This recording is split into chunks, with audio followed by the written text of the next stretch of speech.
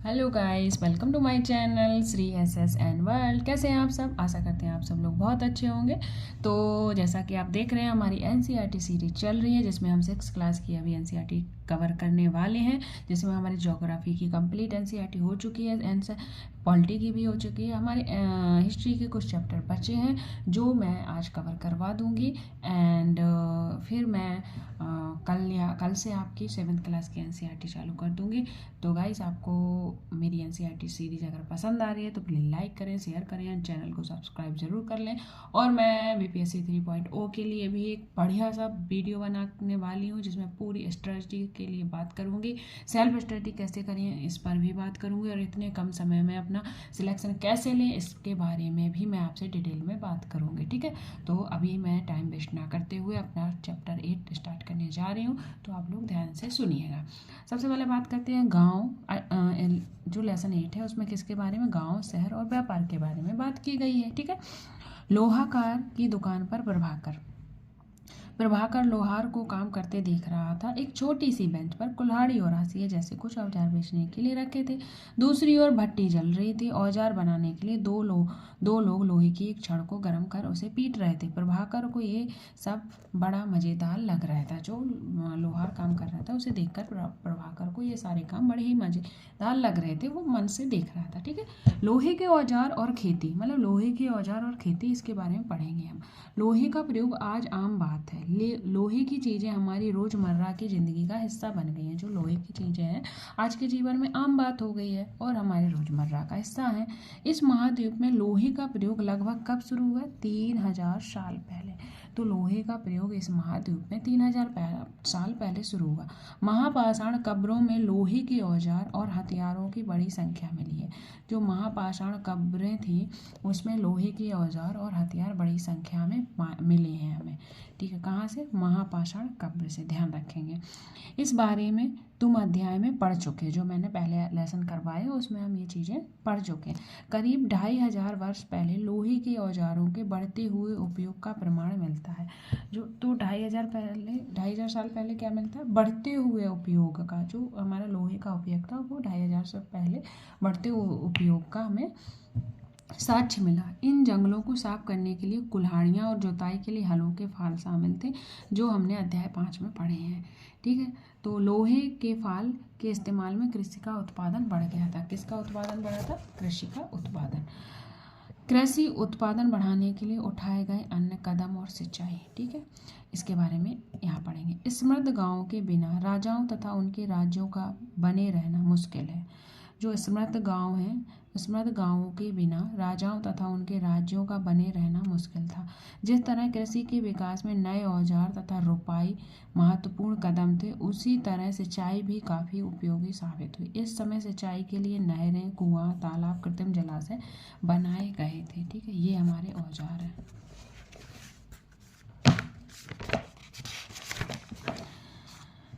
इस चार्ट में तुम्हें सिंचाई में आए परिवर्तन दिखाए गए हैं। खाली स्थान को भरिए। तो ठीक है, ये खाली स्थान दिए गए हैं, इनको भरना है। ठीक है, अब हम आगे पढ़ेंगे। ये गांव में कौन कौन रहते थे। ठीक है, उस महाद्वीप के दक्षिणी तथा उत्तरी हिस्सों के अधिकांश गांवों में कम से कम 3 तरह के लोग रहते थे। एक महाद्वीप है, उस पर दक्षिणी और उत्तरी हिस्सों में अधिकांश गांवों में कम से कम 3 तरह के लोग रहते थे। तमिल क्षेत्र में बड़े भूस्वामियों को क्या कहा जाता था? वेल्लाल। तमिल में बड़े स्वामियों को क्या कहते थे? वेल्लाल। साधारण हलवाइयों को उड़वार और भूमिहीन मजदूर दास को कडेसियर और अदमई कहा जाता था। कडेसियर, जो भूमिहीन मजदूर थे उन्हें कडेसियर, और दास को क्या कहते थे? अदमई कहते थे। ध्यान रखना, ये क्वेश्चन पूछता है। ठीक है, देश के उत्तरी हिस्से में गांव का प्रधान व्यक्ति ग्राम भोजक होता था। जो देश का उत्तरी हिस्सा था वहां पर गांव का प्रधान व्यक्ति को क्या कहते थे? ग्राम भोजक कहलाता था। अक्सर एक ही परिवार के लोग इस पद पर कई पीढ़ियों तक बने रहते थे। ठीक है, ये पद आनुवंशिक होते थे, इस बात का ध्यान रखना। यानी कि यह पद क्या होते थे? आनुवंशिक। ग्राम भोजक के पद पर आमतौर पर गाँव का सबसे बड़ा भूस्वामी बैठता था। जो ग्राम भोजक का पद था उस पर कौन बैठता था? गाँव का सबसे बड़ा भूस्वामी, यानी कि जिसके पास बहुत सारी जमीन होती थी। साधारणतया इनकी ज़मीन पर इनके दास और मजदूर काम करते थे। इसके अतिरिक्त प्रभावशाली होने के कारण प्रायः राजा भी कर वसूलने का काम इन्हीं को सौंप देते थे। जो राजा थे वो कर वसूलने का काम किन्हें सौंप देते थे? भू राजस्व के स्वामी थे उन्हें सौंप देते थे, जो ग्राम भोजक थे, जो ग्राम भोजक थे। ठीक है, ये न्यायाधीश का काम भी, कभी कभी पुलिस का काम भी करते थे। तो ध्यान रखना, जो उत्तर पश्चिम में जो लोग थे, कौन से लोग थे हमारे? ग्राम भोजक, वो कई काम करते थे। इनका पद आनुवंशिक होता था और ये कई पदों पर नियुक्त होते थे। ये कैसे बात पता चली? ये बात हमें यहाँ से पता चली। वो कर वसूलते थे, कभी कभी न्यायाधीश का भी काम करते थे एंड पुलिस का भी काम करते थे। तो इस प्रकार हम कह सकते हैं वो कई पदों पर नियुक्त होते थे। ठीक, ग्राम भोजकों के अलावा अन्य स्वतंत्र कृषक भी होते थे जिन्हें गृहपति कहा जाता था। जो स्वतंत्र कृषक होते थे, किसान होते थे, उन्हें क्या कहते थे हम? गृहपति कहते थे। ठीक है, इन्हें आप नोट्स के रूप में लिख लेंगे एक साइड। कदमई किसे कहते थे, कैडेसियर किन्हें कहते थे, एंड गृहपति किसे कहते थे, उनके सामने ये चीज़ें लिख लेंगे। ठीक है, इनमें ज़्यादातर छोटे किसान भी ही होते थे। जो गृहपति थे इनमें क्या होते थे? ज़्यादातर छोटे किसान होते थे। इसके अतिरिक्त कुछ ऐसे स्त्री पुरुष थे जिनके पास अपनी ज़मीन नहीं होती थी। इनमें दास कर्मकार आते थे। जिनके पास अपनी ज़मीन नहीं होती थी उन्हें क्या कहते थे? दास और कर्मकार, जिन्हें दूसरों की ज़मीन पर काम करने अपनी आजीविका चलानी पड़ती थी। अधिकांश गाँव में लोहार, कुम्हार, बढ़ई, बुनकर जैसे कुछ शिल्पकार भी होते थे। ठीक है, ध्यान रखेंगे। प्राचीन तमिल रचनाएं हैं उनको भी हम ध्यान से पढ़ेंगे। ठीक है, तो जो भी रचनाएं हैं वो मैं बताती जाऊंगी, उन्हें नोट्स के रूप में आप शॉर्ट फॉर्म में लिख लेंगे। ठीक है, तमिल की प्राचीनतम रचनाओं को संगम साहित्य कहते हैं। जो तमिल की प्राचीनतम रचनाएं हैं उन्हें क्या कहते हैं? हम संगम साहित्य कहते हैं। इनकी रचना करीब 2300 साल पहले की गई थी। इनमें संगम इसलिए कहा जाता है क्योंकि मदुरै के कवियों के सम्मेलन में इनका संकलन किया जाता था। गांव में रहने वालों को जिन तमिल नामों का उल्लेख यहाँ किया गया है वे साहित्य संगम में पाए जाते थे। जो तमिल नाम यहाँ पे हमने पढ़ाए हैं ऊपर, ये सारे साहित्य संगम में लिए जाते थे। तो जो मदुरै है उसको आप मानचित्र 7 और पृष्ठ नंबर 89 में देखेंगे। ठीक है, तो ये मैपिंग मैं एक बार दिखा दूंगी, बाकी आपको अपने आप से ये मैप देखने पड़ेंगे, जिससे कि आपको हर पॉइंट आपके माइंड में वो मैप फिट हो जाए कि कहीं से भी क्वेश्चन पूछता है घुमा कर भी तो आप उसका आंसर अच्छे से दे सकें। तो अब हम बात करेंगे सिक्कों के बारे में। पुरातात्विदों को इस युग के हजारों सिक्के मिले। सबसे पुराना आहत सिक्का, सबसे पुराना कौन सा सिक्का था हमारा? आहत सिक्का, जो करीब 500 साल चले। इनका चित्र नीचे दिए गया है। ये हमारा उनका आहत सिक्का का चित्र है। चांदी या तांबे के सिक्कों पर विभिन्न आकृतियों पर आहत कर बनाए जाते थे। जी कैसे बनते थे? आहत करके बनाए जाते चांदी और तांबे के सिक्कों से। तो इस कारण जब ये आहत करके बनाए जाते थे इसलिए इन्हें आहत सिक्का कहा गया। ये इनके बारे में डिटेल में बताया गया है। ठीक है, आहत सिक्के सामान्यतः आयताकार और कभी कभी वर्गाकार, गोलाकार भी होते थे। यानी कि आयताकार, वर्गाकार और गोलाकार भी होते थे। ये धातु की चादर काटकर या धातु के चपटे गोलिकाओं से बनाए जाते थे। इन सिक्कों पर कुछ लिखा हुआ नहीं होता था, ध्यान रखेंगे, इससे सीटेट में क्वेश्चन पूछा गया था। ठीक है, बल्कि इन पर कुछ चिन्ह ठप्पे से बनाए जाते थे। एक ठप्पा लगाया जाता था जिससे एक चिन्ह बनाया जाता था। ठीक है, इसलिए ये आहत सिक्के कहलाए। ये सिक्के उपमहाद्वीप के लगभग अधिकांश हिस्सों में पाए जाते थे और ईसा की आरंभिक सदियों तक प्रचलन में रहे। तो आप कह रहे हो ठप्पा क्या होगा, तो बताइए ठप्पा क्या होता है?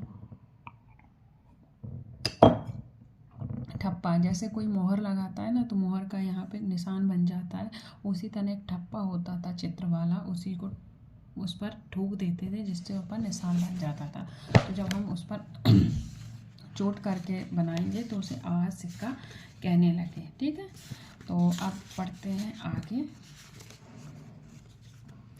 ये स्टोरी है विनिमय के अन्य साधन। ठीक है, संगम साहित्य की सबसे छोटी सी कविता को पढ़ो। खेतों के सफ़ेद धान गाड़ियों पर लदे थे। ये कविताएं देख लेंगे, क्या पता कुछ लाइन देकर पूछ ले किस बुक से ली गई है तो आपको याद हो जाएगी। ठीक है, तो संगम साहित्य की इस छोटी सी कविता को पढ़ो। खेतों के सफ़ेद धान गाड़ियों पर लादे जा रहे थे, नमक के लिए लंबे लंबे रास्ते, चांदनी सी सफ़ेद रेत पर परिवार को समेटे, कहीं पीछे छूट न जाए शहरों के नाम के सौदागर के, यूं चले जाने से सिर्फ सन्नाटा रह जाता है। समुद्र किनारे नमक बहुत ज़्यादा उत्पन्न होता था। तो समुद्र के किनारे नमक बहुत ज़्यादा उत्पन्न होता था। एंड अब पढ़ेंगे हम अगला अपना नगर और अनेक गतिविधियाँ। ठीक है, नगर और अनेक गतिविधियाँ। ठीक है, तो अक्सर नगर कई कारणों से महत्वपूर्ण हो जाते थे। उदाहरण के लिए मथुरा, तो ये सारे नगर आपको मैप में देखने होंगे। मथुरा ये 2500 साल पहले से भी ज़्यादा समय से एक महत्वपूर्ण नगर रहा है, क्योंकि यह यातायात और व्यापार के दो मुख्य रास्तों पर स्थित था। इनमें से एक रास्ता उत्तर पश्चिम से पूरब की ओर जाता था। तो जो मथुरा था वो 250 साल से भी ज़्यादा समय से एक महत्वपूर्ण नगर रहा है। इसमें दो मुख्य रास्ते थे, यातायात व्यापार के दो मुख्य रास्ते थे। तो एक रास्ता कहाँ जाता था हमारा उत्तर पूरब की ओर, तथा दूसरा उत्तर से दक्षिण की ओर जाने वाला था। शहर के चारों ओर किलेबंदी थी। क्या थी? किलेबंदी थी। इसमें अनेक मंदिर थे। आसपास के किसान तथा पशुपालक शहर में रहने वालों के लिए भोजन जुटाते थे।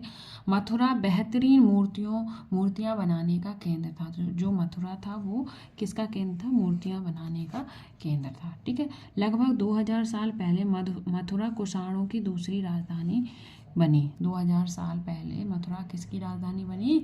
कुषाणों की। इसके बारे में तुम आगे पढ़ोगे। मथुरा एक धार्मिक केंद्र भी था। यहाँ पर बौद्ध विहार, जैन विहार है। यह कृष्ण भक्ति का एक महत्वपूर्ण केंद्र है। ये तो हम सबको पता है। ठीक है, आगे पढ़ेंगे। मथुरा में प्रशस्त खंडों तथा मूर्तियों पर अनेक अभिलेख मिले हैं। आमतौर पर ये संक्षिप्त अभिलेख हैं जो स्त्री और पुरुषों द्वारा मठों या मंदिरों को दिए जाने वाले दान का उल्लेख करते हैं। प्रायः शहर के राजा, रानी, अधिकारी, व्यापारी तथा शिल्पकार इस प्रकार के दान करते थे। उदाहरण के लिए मथुरा के अभिलेखों में सुनार, लोहार, बुनकरों, टोकरी बुनने वालों, माला बनाने वालों और इत्र बनाने वालों के लिए उल्लेख मिलते हैं। ठीक है, आगे पढ़ेंगे शिल्प तथा शिल्पकार के बारे में। पुरास्थल से शिल्पों के नमूने मिले हैं। इनमें मिट्टी के बहुत सी पतले और सुंदर बर्तन मिले हैं, जिन्हें उत्तरी काले चमकीले पात्र कहा गया है। क्या कहा गया है? उत्तरी काले चमकीले पात्र, क्योंकि ये ज़्यादातर उपमहाद्वीपों के उत्तर भाग से मिले हैं। ठीक है, कौन से? काले चमकीले पात्र, इसलिए। और कहाँ से मिलेंगे ज़्यादातर? उत्तर से, तो इसलिए उत्तरी काले चमकीले पात्र। ध्यान रहे कि अन्य दूसरे शिल्पों के अवशेष नहीं बचे होंगे, जैसा कि विभिन्न ग्रंथों में हमें पता चलता है कि कपड़े का उत्पादन महत्वपूर्ण था। किसका? कपड़े का। उत्तर में वाराणसी और दक्षिण में मदुरै इसके प्रसिद्ध केंद्र थे। किसके? कपड़े उत्पादन के। ठीक है, उत्तर में कौन था? वाराणसी, और दक्षिण में मदुरै। ठीक है, ये ध्यान से पढ़ेंगे, क्योंकि जब क्वेश्चन आता है तो हमें कन्फ्यूजन हो जाती है कि कपड़े का केंद्र कहाँ था, तो वो कन्फ्यूजन क्रिएट होती है। यहाँ स्त्री पुरुष दोनों काम करते थे। अनेक शिल्पकार तथा व्यापारी अपने अपने संघ बनाने लगे थे, जिन्हें श्रेणी कहते थे। तो अनेक शिल्पकार और व्यापारी थे, तो अपना संघ बनाते थे। उस संघ को क्या कहते थे? श्रेणी कहते थे। शिल्पकारों की श्रेणियों का काम प्रशिक्षण देना, कच्चा माल उपलब्ध कराना तथा तैयार माल का वितरण करना था, जबकि व्यापारियों की श्रेणियां व्यापार का संचालन करती थी। श्रेणियां बैंकों के रूप में काम करती थी, जहां लोग पैसा जमा रखते थे। उस धन का निवेश लाभ के लिए किया जाता था। उससे मिला लाभ कुछ हिस्सा जमा करने वालों को लौटा दिया जाता था, या फिर मठ आदि धार्मिक संस्थानों को दिया जाता था। तो जो भी श्रेणियां बैंकों के रूप में काम करती थी, जहां लोग पैसा जमा करते थे, उन धन का निवेश लाभ के लिए किया जाता था। उससे मिले लाभ का कुछ हिस्सा जमा करने वालों को लौटा दिया जाता था, और फिर मठ आदि धार्मिक संस्थानों पर लगा दिया जाता था। ठीक है, कहीं उनने ब्याज के पे डाल दिया या किसी लाभ में लगा दिया, उससे जो लाभ मिलता था वो अपने यूज में ले लेते थे, बाकी उन्हें अपना लौटा देते जिनका धन था। उत्तरी काले चमकीले पात्र। ठीक है, नॉर्दर्न ब्लैक पॉलिश वेयर। ये एक कठोर चाक निर्मित धातु की तरह दिखने वाले तथा चमकदार काली सतह वाले पात्र हैं। इससे बनने के लिए कुम्हार मिट्टी के बर्तनों को भट्टों पर उच्च तापमान पर रखते थे, जिसके परिणाम स्वरूप इन बर्तनों की बाहरी सतह काली हो जाती थी। इन पर एक पतली काली लेप भी लगाई जाती थी, जो इस बर्तन को शीशे जैसी चमक प्रदान करता था। ठीक है।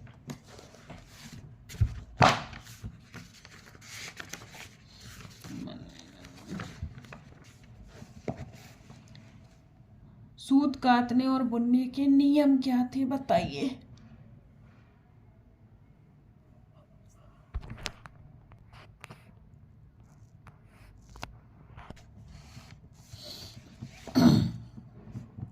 ये नियम अर्थशास्त्र के हैं। अध्याय 7 में अर्थशास्त्र का उल्लेख किया गया है। इसमें वर्णन किया गया है कि किस प्रकार एक विशेष पदाधिकारी की देखरेख में कारखाने में सूत की कताई और बुनाई की जाती थी। ऊन, पेड़ों की छाल, कपास, पटुआ तथा सन को तैयार करने के काम में विधवाओं, सक्षम अक्षम महिलाओं, भिक्षुणियों, वृद्धा वेश्याओं, राजा की अवकाश प्राप्त दासियों, सेविकाओं और अवकाश प्राप्त देवदासियों को लगाया जा सकता है। इन्हें इनके काम के और गुणवत्ता के अनुसार पारिश्रमिक देना चाहिए। जिन महिलाओं को बाहर निकलने की अनुमति नहीं है, वे अपनी दासियों को भेजकर कच्चे माल को मंगवा सकती हैं और फिर तैयार माल उन्हें भिजवा सकती हैं। वे औरतें जो कारखाने तक जा सकती हैं, उन्हें अपना माल कारखाने तक तड़के ले जाना पड़ता था, जहां उन्हें पारिश्रमिक मिलता था। इस समय माल को अच्छी तरह जांचने के लिए रोशनी रहती थी। अगर निरीक्षक उस औरत की तरफ देखता या इधर उधर बातें करता तो उसे सजा मिलनी चाहिए। अगर औरत ने काम पूरा नहीं किया तो उसे जुर्माना देना होगा। इसके लिए उसका अंगूठा भी काटा जा सकता था। ये नियम और कानून थे वहाँ के। ठीक है। सूक्ष्म निरीक्षण। अरिकामेडु मानचित्र 7 पेज नंबर 89 पर आप देख सकते हैं। अरिकामेडु पुदुचेरी में है। कहाँ पर है? पुदुचेरी में। लगभग 2200 से 1900 साल पहले अरिकामेडु एक पत्तन था। क्या था? पत्तन था। यहाँ दूर दूर से आए जहाज़ों से सामान उतारे जाते थे। यहाँ ईंटों से बना एक ढांचा मिला है, जो संभवतः गोदाम रहा होगा। किससे बना? ईंटों से बना। तो क्या रहा होगा? वो गोदाम रहा होगा। यहाँ भूमध्य सागरीय क्षेत्रों के एम्फोरा जैसे पात्र मिले। कैसे पात्र? एम्फोरा पात्र मिले। कहाँ से मिले? अरिकामेडु से। इनमें शराब या तेल जैसे तरल पदार्थ रखे जाते हैं। जो एम्फोरा जैसे बर्तन थे, उनमें क्या रखा जाता होगा? शराब और तेल। इनमें दोनों तरफ से पकड़ने के लिए हत्थे लगे हैं। साथ ही यहाँ अरेटाइन जैसे मोहर लगे लाल चमकदार बर्तन भी मिले हैं। इन्हें इटली के एक शहर के नाम पर अरेटाइन का पात्र के नाम से जाना जाता है। इसे मोहर लगे सांचे पर गीली चिकनी मिट्टी को दबाकर बनाया जाता था। ठीक है। अभिलेख मिट्टी के बर्तन। कई बर्तनों पर ब्राही लिपि के अभिलेख मिले हैं। प्रारंभ में तमिल भाषा के लिए इसी लिपि का प्रयोग किया जाता था, इसलिए इन्हें तमिल ब्राही अभिलेख भी कहा जाता है। ठीक है। ये जो अभिलेख है। ठीक है। कुछ ऐसे बर्तन भी मिले हैं जिनका डिजाइन तो रोम था, किंतु वे यहीं बनाए जाते थे। यह रोमन लैंप, शीशे के बर्तन तथा रत्न भी मिले हैं। साथ ही छोटे छोटे कुंड मिले हैं, जो संभवतः कपड़े की रंगाई के पात्र रहे होंगे। यहाँ पर शीशे और अर्ध बहुमूल पत्थरों के मनके भी बनने के पर्याप्त साक्ष्य मिले। कहाँ से? अरिकामेडु से। एक यूनानी नाविक द्वारा किया गया विवरण। बेरीगाचा या भरूच का यूनानी नाम की कहानी है। ठीक है। बेरीगाचा की सकरी खाड़ी में समुद्र से आने वालों के लिए नाव चला पाना बहुत मुश्किल होता था। राजा द्वारा नियुक्त कुशल और अनुभवी स्थानीय मछुआरों को ही यहाँ जहाज ला सकते थे। बेरीगाचा में शराब, तांबा, टिन, सीसा, मूंगा, पुखराज, कपड़े, सोने चांदी के सिक्कों का आयात होता था। हिमालय की जड़ी बूटियां, हाथी दांत, गोमेद, कार्निलियन, सूती कपड़ा, रेशम इत्र यहाँ से निर्यात किए जाते थे। राजा के लिए व्यापारी विशेष उपहार लाते थे। इनमें चांदी के बर्तन, गायक, किशोर, सुंदर औरतें, अच्छी शराब तथा उत्कृष्ट महीन कपड़े शामिल थे। व्यापार और व्यापारी। तुमने उत्तरी काले पॉलिश वाले बर्तन के बारे में पढ़ा है। कौन से? उत्तरी काले पॉलिश के, जो अभी पढ़ा आगे। ये खूबसूरत बर्तन खास तौर से इनकी कटोरियाँ और क्या थी? थालियाँ इस महाद्वीप के अनेक पुरास्थलों से मिले हैं। सवाल उठता है कि इन जगहों पर ये बर्तन कैसे पहुँचे होंगे। ऐसा अनुमान लगाया जाता है कि यहाँ से ये बनते थे, वहाँ से व्यापारी इन्हें ले जाकर अलग अलग जगहों पर बेचते थे। दक्षिण भारत सोने, मसाले, खास तौर पर काली मिर्च और कीमती पत्थर के लिए प्रसिद्ध था। कौन? दक्षिण भारत। काली मिर्च की रोमन साम्राज्य में इतनी मांग थी काले सोने के नाम से जानी जाती थी। कौन? काली मिर्च। कहाँ पर? रोमन में। व्यापारी इन सामानों को समुद्री जहाजों, सड़कों के रास्ते रोम पहुंचा देते थे। दक्षिण भारत में ऐसे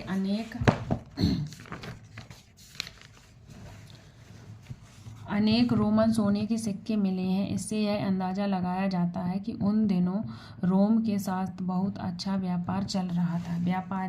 व्यापार से जुड़ी ये कविता है। ठीक है, इम्पोर्टेंट नहीं है। व्यापारियों ने कई समुद्री रास्ते खोज निकाले। इनमें से कुछ समुद्र के किनारे चलते थे, कुछ अरब सागर, बंगाल की खाड़ी पार करते थे। नाविक मानसूनी हवा का फायदा उठाकर अपनी यात्रा जल्दी पूरी कर लेते थे। वे अफ्रीका या अरब के पूर्व तट से इस उपमहाद्वीप के पश्चिमी तट पर पहुंचना चाहते थे तो दक्षिणी पश्चिमी मानसून के साथ चलना पसंद करते थे। इन लंबी यात्राओं के लिए मजबूत जहाज़ों का निर्माण होता था। ठीक है, तो आगे बढ़ते हैं। जो मतलब अरब के जो पूर्वी तट से इस महाद्वीप के पश्चिमी तट पर पहुंचना चाहते थे तो वो किस मानसून का वेट करते थे? दक्षिणी पश्चिम मानसून का। तो ये लाइन ध्यान रखेंगे। ठीक है, समुद्र तटों से लगे राज्य। इस उपमहाद्वीप के दक्षिणी भाग में बड़ी तटीय प्रदेश हैं। इनमें बहुत से पहाड़, पठार और नदी के मैदान हैं। नदियों के मैदानी इलाकों से कावेरी का मैदान सबसे उपजाऊ मैदान है। किसका? कावेरी का। मैदानी इलाकों तथा तटीय इलाकों के सरदारों और राजाओं के पास धीरे धीरे काफी संपत्ति और शक्ति हो गई। संगम कविताओं में मूविंदार की चर्चा मिली है। किसकी? मूविंदार की। किसमें? संगम कविताओं में। यह एक तमिल शब्द है जिसका अर्थ होता है तीन मुखिया। किसका? मूविंदार का। इसका प्रयोग 3 शासक परिवारों के मुखिया के लिए किया गया। कौन से? चोल शासक, चेर और पांड्य के लिए, जो करीब 2300 साल पहले दक्षिण भारत में काफ़ी शक्तिशाली माने जाते थे। इन 3 मुखिया के अपने 2-2 सत्ता केंद्र थे। कितने सत्ता केंद्र थे इनके? 2-2। इनमें से एक तटीय हिस्सा और दूसरा अंदरूनी होता था। एक तटीय और एक अंदरूनी। इस तरह 6 केंद्रों में से 2 महत्वपूर्ण थे। एक चोलों का पत्तनफुआर या कावेरीपट्टनम, दूसरा पांड्यों की राजधानी कौन थी? मदुरै। ठीक है, ये मुखिया लोगों से नियमित कर के बजाय उपहारों की मांग करते थे। ठीक है, कभी कभी ये सैनिक अभियानों पर भी निकल पड़ते थे। आसपास के इलाकों से शुल्क वसूला करते थे। इनमें से कुछ धन वे अपने पास रखते थे, बाकी अपने समर्थकों, नाते रिश्तेदार, सिपाहियों तथा कवियों के बीच बांट देते थे। अनेक संगम कवियों ने उन मुखियाओं की प्रशंसा में कविता लिखी जो उन्हें कीमती जवाहरात, सोने, घोड़े, हाथी, रथ या सुंदर कपड़े दिया करते थे। इसके लगभग 200 वर्षों के बाद पश्चिम भारत में सातवाहन नामक राजवंश का प्रभाव बढ़ा। कब? 200 वर्षों के बाद। ठीक है, सातवाहनों के सबसे प्रमुख राजा गौतमी पुत्र कौन था? सातकर्णी। ठीक है, उसके बारे में हमें उसकी माँ गौतमी बलश्री द्वारा दान किए गए एक अभिलेख से पता चलता है। तो गौतमी पुत्र सातकर्णी के बारे में कैसा पता चलता है? तो उसकी माँ गौतमी बलश्री ने एक अभिलेख दान में दिया था, उससे पता चलता है। ठीक है, वह और अन्य सभी सातवाहन शासक दक्षिणापथ के स्वामी कहे जाते थे। जो सातकर्णी था वो कौन कहा जाता था, और अन्य जो सातवाहन शासक थे उन्हें दक्षिणापथ का स्वामी कहा जाता था। दक्षिणापथ का शाब्दिक अर्थ क्या होता है? दक्षिण की ओर जाने वाला रास्ता। पूरे दक्षिणी क्षेत्र के लिए भी यही नाम प्रचलित था। श्री सातकर्णी ने पूर्व, पश्चिम तथा दक्षिणी तटों पर अपनी सेनाएं भेजी थी। तो जो सातकर्णी जी थे उन्होंने पूर्वी, पश्चिमी तथा दक्षिणी तटों पर अपनी क्या भेजी थी? सेनाएं भेजी थी। ठीक है। रेशम मार्ग और कुषाण, जो रेशम मार्ग के बारे में मैप के बारे में बात की थी आगे, उसके बारे में पढ़ेंगे। कुछ शासक इसके बड़े बड़े हिस्सों पर नियंत्रण करना चाहते थे, क्योंकि इस रास्ते पर यात्रा कर रहे व्यापारियों से उन्हें कर, शुल्क, तोहफे के जरिए लाभ मिलता था। इसके बदले यह शासक इन व्यापारियों को अपने राज्य से गुजरते वक्त लुटेरे आक्रमणों से सुरक्षा देते थे। सिल्क रूट पर नियंत्रण रखने वाले शासक सबसे प्रसिद्ध कुषाण थे। तो कौन से थे? कुषाण सिल्क रूट पर नियंत्रण रखने वाले। 2000 साल पहले मध्य एशिया तथा पश्चिमोत्तर भारत पर इनका शासन था। पेशावर, मथुरा इनके दो मुख्य शक्तिशाली केंद्र थे। किसके? कुषाणों के। तक्षशिला भी इनके ही राज्य का हिस्सा था। इनके शासनकाल में ही सिल्क रूट की एक शाखा मध्य एशिया से होकर सिंधु नदी के मुहाने के पत्तनों तक जाती थी। फिर यहाँ से जहाज़ों द्वारा रेशम पश्चिम की ओर रोमन साम्राज्य तक फैला था। ठीक है, ये थे आपका लेसन 8। तो इसमें इम्पोर्टेंट वर्ड जो उपयोगी शब्द है, लोहा, सिंचाई, संगम, पत्तन, श्रेणी, व्यापारी, रेशम मार्ग, ये सब चीज़ें पढ़ें। एंड इम्पोर्टेंट हमारी डेट्स। उपमहाद्वीप में लोहे का प्रयोग 3000 साल। लोहे के प्रयोग में जब बढ़ोतरी नगर में आहत सिक्के, इनका सबका 250 साल। संगम साहित्य की रचना 2300 साल पहले। अरेका मेडू का पत्तन 2200 तथा 1900 साल पहले। रेशम बनने की कला की खोज 7000 पहले। ठीक है, कब हुई थी? 7000 पहले। चोल, चेर तथा पांड्य 2300 साल पहले। रोमन साम्राज्य में रेशम की बढ़ती मांग 2000 साल पहले। कुषाण शासक कनिष्क 1900 साल पहले। फासियन का भारत में आगमन 1600 साल पहले।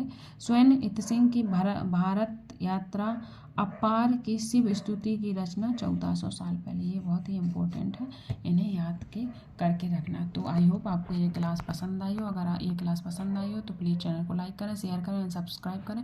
And thank you guys, take care and bye.